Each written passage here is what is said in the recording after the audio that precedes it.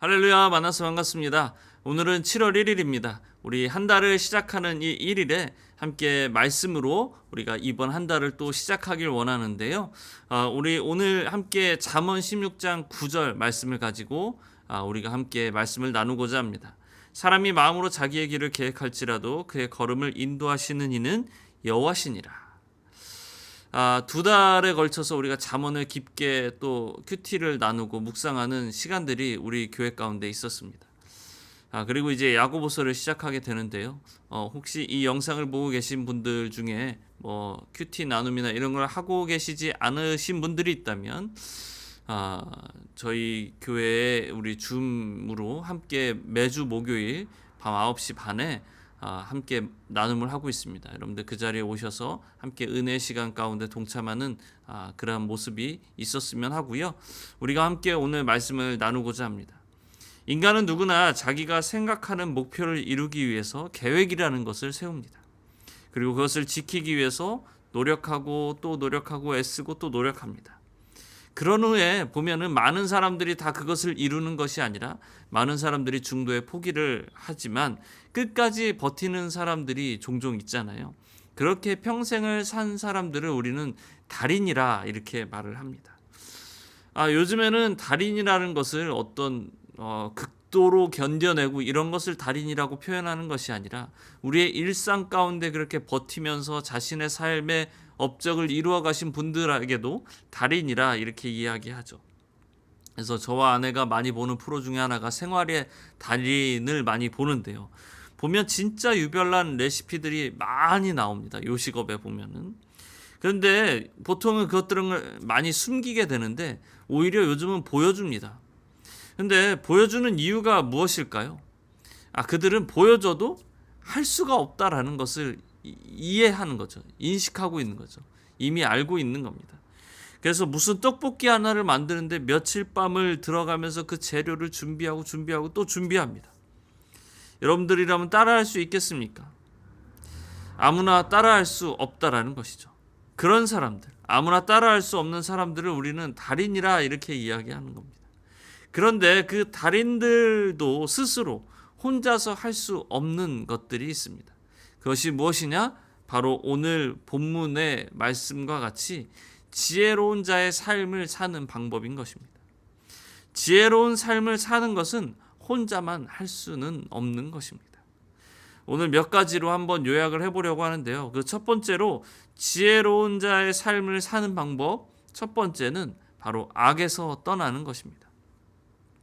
먼저는 악에서 떠나야 합니다. 잠언 3장 7절에 이렇게 나와 있습니다. 스스로 지혜롭게 여기지 말지어다. 여호와를 경외하며 악을 떠날지어다. 악에서 떠나라고 잠언은 말하고 있습니다. 악을 미워해야 하고 선을 사랑해야 한다라고 성경은 계속적으로 끊임없이 우리에게 말하고 있습니다. 그런데 여러분, 악을 떠나는 것이 쉬운 일일까요? 정말이지 너무나도 어려운 일 아니겠습니까? 왜 그렇습니까? 악은 달콤하기 때문입니다. 악은 너무나도 쉽기 때문입니다. 잠언에 계속적으로 등장했던 음녀를 기억하십니까? 잠언 7장은 음녀에 대한 이야기로 나와 있습니다. 그 음녀가 지혜 없는 자를 이렇게 유혹하는 장면이 있는데 그와 사랑을 나누기를 원합니다. 그래서 그 음녀가 준비해 놓은 부분들을 보면 침대에 무엇을 뿌리게 됩니까? 7장 17절을 보니까 몰약과 침향과 계피 이렇게 나와 있습니다. 그런데 사실 이것은 언제 쓰이는 것이냐면 장례를 준비할 때 쓰이는 것들입니다. 장례를 준비할 때 뿌리는 것들이죠. 결국 악을 따르는 자의 삶은 사망에 이르게 돼 있다라는 것입니다. 악을 따르는 지혜 없는 자의 삶은 사망으로 가는 지름길인 것이죠. 그리고 두 번째로 지혜로운 자의 삶을 사는 방법. 두 번째로는 훈계에 반응해야 하는 것입니다. 사람은 누구나 실수를 하기 마련입니다. 성경의 많은 인물들도 훈계를 종종 듣게 됩니다. 그럴 때마다 누군가는 그 훈계를 업신여기고 멀리하고 깊이 하는 부분들도 있고, 때로 다른 누군가는 그 훈계에 대해서 바로 듣고 엎드려 반응하며 회개하는 그런 사람들도 있었습니다. 그 훈계에 대한 반응 이후의 삶은 철저하게 다름을 우리는 잘 알고 있습니다. 이렇게 멀리하고 이렇게 훈계를 멸시했던, 업신여겼던 사람들은 사망의 길에 들어서고, 그것 가운데, 그 훈계 가운데 철저하게 엎드려 회개하는 삶은 하나님의 놀라운 사역 가운데 동참하는 삶으로 나아가게 되는 것을 우리는 잘 알고 있습니다. 잠언 1장 7절에 이렇게 나와 있습니다. 여호와를 경외하는 것이 지식의 근본이거늘 미련한 자는 지혜와 훈계를 멸시하느니라. 4장 13절엔 이렇게 나와 있습니다. 훈계를 굳게 잡아 놓치지 말고 지키라. 이것이 내 생명이니라. 훈계가 곧 생명이라고 잠언은 말하고 있습니다. 여러분, 하나님의 말씀, 하나님의 여러분을 향한 훈계 앞에 여러분의 마음을 활짝 열기를 진심으로 소원합니다. 그런데 여러분, 이 훈계를 듣기 위해서는 우리의 마음가짐이 어떻게 해야 되겠습니까? 우리가 가지고 있는 생각들을 좀 내려놔야 하겠죠. 분주함을 내려놔야 합니다. 내가 세운 목표, 그리고 그것들을 위해서 세운 계획들을 조금 내려놓아야 합니다. 그럴 때 들을 수 있는 것이죠. 하나님의 말씀을 내 마음에 새길 수 있는 방법인 것입니다. 그것이 바로 훈련이고 또 훈련인 것이죠. 우리는 끊임없이 훈련해야 됩니다. 베드로전서에서도 우리의 인생을 무엇과 같다라고 이야기합니까? 나그네로 비유합니다. 나그네가 어떤 것입니까, 여러분?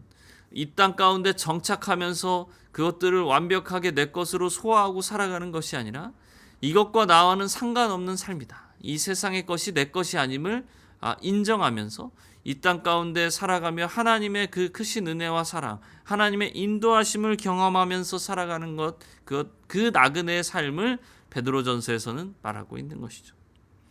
우리는 완벽할 수 없습니다, 여러분. 우리는 온전할 수 없습니다. 다만 우리는 온전해지는 방향으로, 결국 어떤 방향입니까, 여러분? 하나님이 원하시는 그 길에 계속 걸어가려고 애쓰는 겁니다. 그것이 바로 우리의 인생의 여정, 그것 가운데 있는 훈련인 것이죠. 그런데 우리는 그것을 쉽게 포기할 때가 참 많습니다. 잊을 때도 참 많죠. 그러나 내 마음 한구석에 두려운 거예요.